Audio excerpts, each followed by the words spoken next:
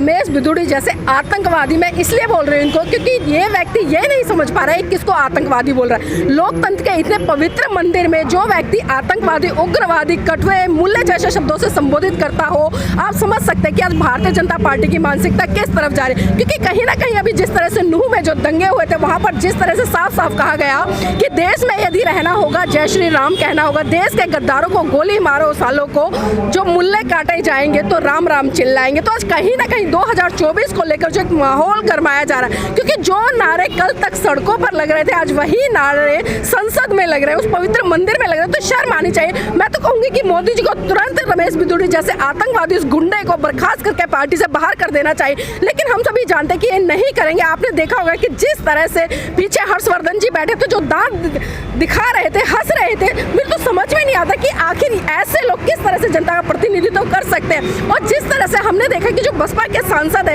एक तरह से वो बेबस नजर आए वहां पर, क्योंकि कहीं ना कहीं 20 लाख जनता ने उन्हें चुनकर वहां पर भेजा है, वो 20 लाख जनता का प्रतिनिधित्व कर रहे हैं। लेकिन ये लोग जो कि भाजपा के हैं, जो कि आरएसएस के गुंडे कहूंगी मैं इनको, क्योंकि आज ये भूल गए कि मानवीय अधिकार क्या है या किसी व्यक्ति की जो एक पर्सनल इमेज होती है वो क्या होती है। जबकि मैं कहूंगी उनकी एक सार्वजनिक इमेज है और उस इमेज को धूमिल करने का काम किया गया है। और यहाँ पर साफ साफ मैं कहूंगी कि मानहानि का केस करना चाहिए उन पर। रमेश बिधूड़ी भी तो बहुजन है ना, देखिए गुर्जर समाज से आते हो, भी तो ओबीसी हैं, पिछड़े हैं ना। देखिए गुर्जर समाज से भले आते हो, कहने के लिए वो ओबीसी हो, कहने के लिए वो बहुजन समाज के हो, लेकिन हम देख रहे हैं कि इन लोगों की जो मानसिकता है, मानसिकता क्या है। क्योंकि गुर्जर समाज आज भी कहीं ना कहीं अपने आप को बहुजन नहीं समझ रहा है। वो समझता है कि मैं श्रेष्ठ हूँ, मैं कहीं ना कहीं जो एससी है उससे ऊपर हूँ और जो दूसरा वर्ण है उससे भी ऊपर हूँ। तो कहीं ना कहीं लोगों की मानसिकता बहुत ज्यादा दूषित हो चुकी है। और रमेश बिधूड़ी का आप इतिहास उठाकर देख लीजिए, उन पर तमाम ऐसी FIR दर्ज होंगी, तमाम ऐसे दंगों में मतलब वाद विवादों में फंसे हुए होंगे। और आपने पहली बार नहीं देखा कि रमेश बिधूड़ी की ऐसी स्टेटमेंट हुई हो। इससे पहले भी जब जब चुनाव आते हैं कि कुछ ना कुछ ऐसे स्टेटमेंट निकल कर आते हैं। आजकल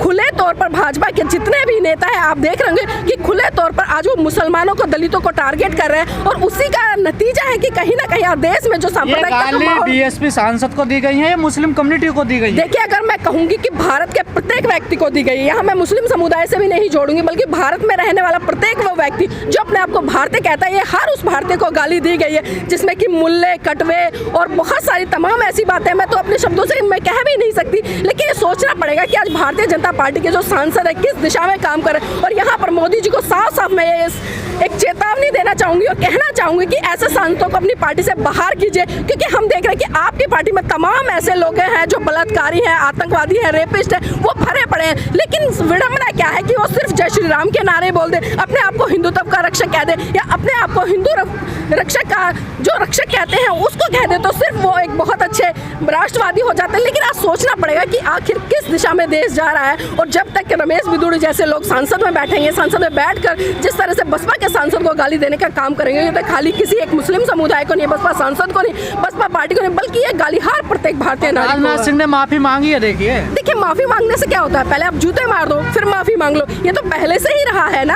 अभी आपने तमाम इस तरह के प्रकरण देखे होंगे कि भाजपा पार्टी के जो नेता हैं पहले वो बात करते हैं, मंचों से वो दलितों को अपमानित करने का काम करते हैं, मंचों से वो जो मुस्लिम लोग हैं उनको अपमानित करने का काम करते हैं, और फिर बाद में कहते हैं कि हमसे गलती हो गई, गलती से ये चीजें निकल गई, हमारी मंशा नहीं थी। अब ये बताइए गलती से ये चीजें क्यों निकलती है? क्योंकि ये चीजें गलती से नहीं निकलती है, इनके मन मस्तिष्क में कूट कूट कर भरी हुई है। और जो जातिवाद है या जो एक तरह से सांप्रदायिकता की जहर इन लोगों ने घोल रखा है पूरे देश में। मैं बार बार कह रही हूँ, चाहे मणिपुर की घटना लो या अभी जिस तरह से नूह की घटना हो, हमने लगातार देखा कि मुस्लिम भाइयों पर किस तरह से अत्याचार, शोषण हुआ। और ये लोग दिखा रहे हैं कि जो 2024 के चुनाव मुद्दों पर नहीं होंगे, वो 2024 के चुनाव जो होंगे वो धर्म के आधार पर होंगे। और धर्म नहीं बल्कि मैं सांप्रदायिकता के आधार पर अगर कहूँ तो कोई अतिशयोक्ति नहीं होगी। तो ये एक माहौल तैयार किया जा रहा है। संसदीय रद्द होगी, इनको इस्तीफा देना पड़ेगा संसद से। देखिए गजेंद्र जी, ये पहली बार नहीं हुआ है, हम कितना ही चिल्ला लेकिन इनकी सदस्यता रद्द होनी चाहिए। आपने देखा संजय सिंह ने मणिपुर पर बोला तो उनको बाहर कर दिया जाएगा, राघव चड्ढा ने बोला उनको बाहर कर दिया गया, एक सांसद और उनको बाहर कर दिया गया, राहुल गांधी ने बोला उनको बाहर कर दिया गया। 2 साल तक जिस तरह से आपने देखा जो प्रकरण चला, लेकिन अभी भाजपा के सांसद जिस तरह से रमेश बिदुड़ी ने खुले शब्दों में कहा है और जो उनके शब्द है वास्तव में बहुत ही निंदनीय है, लेकिन अभी तक पार्टी की तरफ से कोई भी संज्ञान लिया नहीं गया। और जब हम सोच रहे हैं कि सदस्यता रद्द हो गया, कर देनी चाहिए, ऐसा बिल्कुल भी नहीं होगा कि तमाम ऐसे कहाँ से लाते हैं ये लोग? देखिए ये लोग नफरती है, जिस तरह से नफरती माहौल इन लोगों ने पूरे देश में बना रखा है। आज आप अगर सड़कों पर भी निकले, सड़कों पर आपको एक आम गुंडा मवाली इस तरह की भाषा यूज करता भी नहीं मिलेगा जिस तरह की भाषा संसद में इस्तेमाल हो रही है। और ये पहली बार नहीं हो रहा है, क्योंकि खुले तौर पर इन लोगों को शय दी जा रही है शासनिक रूप से, प्रशासनिक रूप से, कि आप खोलिए, आपके पीछे हम खड़े हैं, आप बोलिए स्वतंत्र रूप से, हम आपके पीछे खड़े हैं, अगर कोई ऐसी घटना होती है तो हम आपके साथ। वरना ये देखिए, अगर किसी व्यक्ति को शय ना हो तो उसकी हिम्मत होगी कि एक सांसद को, जो कि 20 लाख जनता का प्रतिनिधित्व करता है, एक लोकतंत्र में बहुत बड़े मंदिर में बैठा है, उसके लिए आप आतंकवादी जैसे, उग्रवादी जैसे शब्दों से संबोधित करते हैं, तो बहुत ही शर्मनाक है। बिल्कुल बिल्कुल, मैंने कहा ना, मुल्ले कटवे जैसे। और बाहर देख लूंगा क्या है। मैं तो कह रही हूँ शायद ये हो सकता है, ये कह रहे कि इनके जीजा हैं, क्योंकि भारतीय जनता पार्टी में जितने भी बड़े बड़े नेता हैं, आरएसएस में जितने बड़े बड़े नेता हैं, सबके जो दामाद है वो मुसलमान है। तो शायद हो सकता है कि मजाक में भी कह रहे हो रमेश बिदुड़ी कि जीजा जी कोई बात नहीं, यहाँ कह दिया मैंने, बाहर देख लूंगा। तो ये हमें समझना पड़ेगा कि इन लोगों की मानसिकता किस दिशा में है। और ये लोग जो लगातार हिंदू राष्ट्र की बात करें, भारत को हिंदू राष्ट्र बनाने की तरफ बढ़ रहे हैं, तो ये भूल जाए कि भारत था ना, वो हिंदू राष्ट्र बनेगा ना वो इंडिया बनेगा। भारत था और भारत ही रहेगा। आप कितने भी सांप्रदायिकता के जहर घोलते रहे, अभी तक ये नफरत स्कूलों में, ट्रेन में आपने देखी, अब संसद में भी पहुंच गई है ये।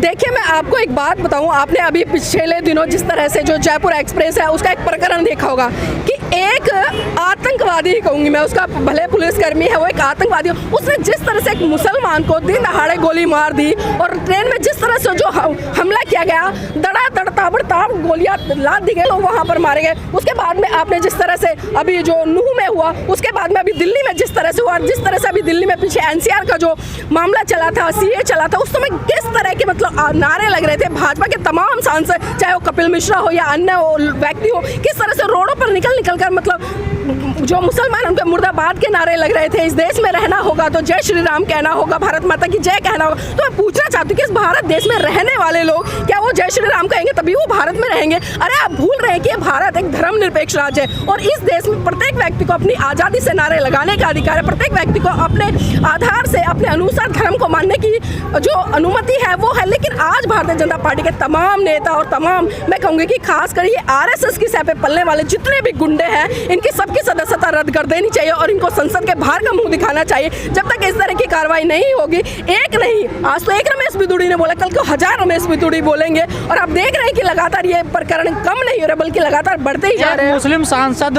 संसद में सुरक्षित नहीं है, जो दूर दराज गाँव में मुसलमान रहते हैं, उनका क्या हाल होता होगा? बहुत सारी तमाम ऐसी वीडियो देखी होंगी, सोशल मीडिया के माध्यम से छोटी छोटी रीलें देखी होंगी, जहाँ हम देखते हैं कि एक मुसलमान व्यक्ति को जमीन पे गिराकर उसको लात घूसे मारे जाते हैं, उसे जबरदस्ती जय श्री राम के नारे लगवाए जाते हैं। तो बताइए आज हम कैसे भारत की कल्पना करें, आज हम कैसे राष्ट्र की कल्पना करें? जो लोग कहते हैं कि भारत एक महान राष्ट्र है, अरे उस महान राष्ट्र में कैसे लोग रह रहे हैं? आप जिन लोगों को आज मुसलमान के नाम पर दंगे करा रहे हो, जिन लोगों को आप जय श्री राम के नारे जबरदस्ती लगवा रहे हो, जिन लोगों को आप आज मंदिरों में घुसने नहीं दिए जा रहे हो, जिन लोगों की आज मस्जिदों में जाकर आप भगवा झंडे लहरा रहे हो, तो आप कैसा राष्ट्र बना रहे हो? कैसा राष्ट्र बना रहे हो? पूछना चाहती हूँ उन तमाम लोगों से। लेकिन ये आम जनता को भी समझना पड़ेगा क्योंकि 2024 के चुनाव है और वो आपके सर पर है। क्योंकि जिस तरह से आज भारतीय जनता पार्टी ने पूरे देश का जो माहौल खराब कर दिया है, इस माहौल को आपको समझना पड़ेगा कि ये माहौल क्यों खराब किया जा रहा है। और एक एक वोट ईमानदारी से आप उस पार्टी को दीजिए जो आपके लिए अच्छा काम करे, आपके हित में रहकर काम करे और जो देश में एक शांति भाईचारा स्थापित करके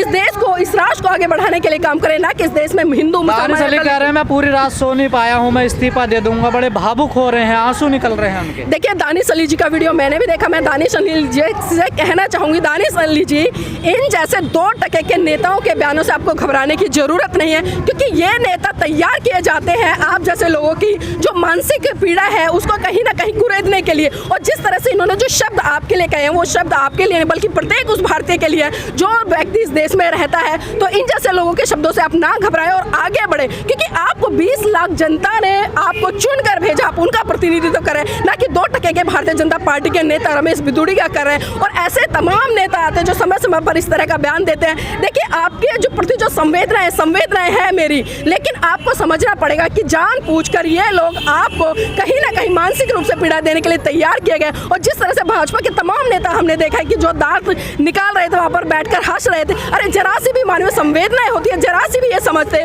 कि आप एक लोकतंत्र के मंदिर में बैठे हुए एक बहुत बड़े नेता, जो कि एक सामाजिक नेता, एक बहुत ही अच्छा व्यक्ति है। और खासकर मैं मुसलमानों का अगर इतिहास बताऊं, आप जिस मुसलमान को आतंकवादी कह रहे हैं, जिस मुसलमान को आप उग्रवादी कह रहे हैं, जिस मुसलमान को आप न जाने तमाम शब्दों से संबोधित कर रहे हैं, शायद आप भूल गए रमेश बुदुड़ी जी, आपकी पार्टी के मान प्रधानमंत्री जी नरेंद्र मोदी जी लाल किले पर झंडा फहराते हैं, तो वो उन्हीं आतंकवादियों ने बनवाया, उन्हीं उग्रवादियों ने बनवाया है। जिन उग्रवादियों के लिए आज आप जो शब्द यूज़ करें तो शर्म आनी चाहिए। आज जिस तरह से भारत के, अगर मैं इतिहास में जाऊं, जिस तरह से 1947 में आज़ादी मिली भारत को, तो इस आज़ादी में खाली आरएसएस के, मैं कहूँगी कि आप लोगों का तो कोई हाथ नहीं था, भारतीय जनता पार्टी के लोगों का कोई हाथ नहीं था। और आरएसएस के जितने तमाम लोग हैं, जो हिंदू राष्ट्र की बात करें, किसी का भी हाथ नहीं था। उसमें जो बलिदान दिया, जो संघर्ष किया, और जिस तरह से जिन लोगों की जाने गई, वो मुसलमान समाज के तमाम भाई थे जिन्होंने इस देश की आज़ादी के लिए अपने खून को बहाया। और आप शर्म आनी चाहिए आपको, आज उन्हीं देशभक्तों को आप ये कह रहे हैं कि वो आतंकवादी है, वो मुल्ले हैं।